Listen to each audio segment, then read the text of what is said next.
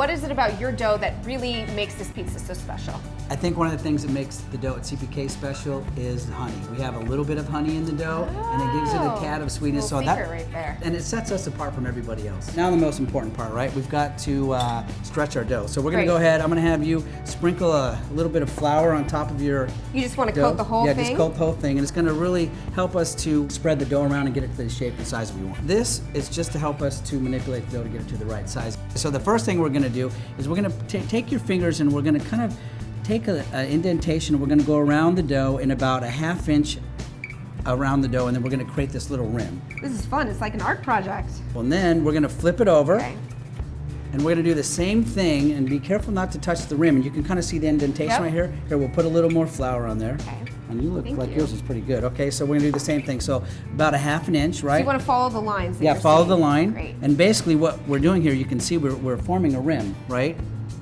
And this is gonna make it very easy for us to stretch the crust, and it's gonna give us this beautiful pillowy crust with a golden cell structure on the outside. Why do you punch around the crust? What does that do exactly? That helps you to define a nice even crust, and it also helps the crust to balloon up and open up the cell structure, so you get a nice airy kind of a pocket of crust, and then it's crispy on the outside as well. How would you know that your pizza's not too thin and not too thick? I think when you're doing a pizza of this style, we go for about a 1/4 inch, maybe a little bit bigger, and then I think that'll give you the right thickness for like a hand-tossed crust. Hold it up like this, and you're just gonna run it through your hands, trying not to touch the actual rim, okay? We're gonna kind of pull it, let the weight actually pull it down, and then take your hands, put it under your palms like that, and now we're just gonna kind of pull it gently, and then twist it, and then pull it. Ooh, that was good. Just a little bit more. All right, and then one more time. Okay, that's awesome. Now we're gonna set that down on the table, and you can see we've got a nice rim. Oh, look at that.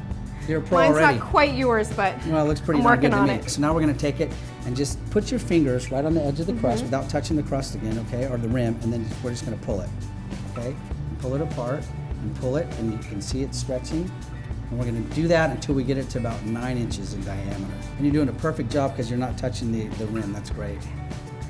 Okay, and then we're just gonna pick it up and kind of knock that excess flour off there, okay? Fix my little hole right there. Yeah, we can do that.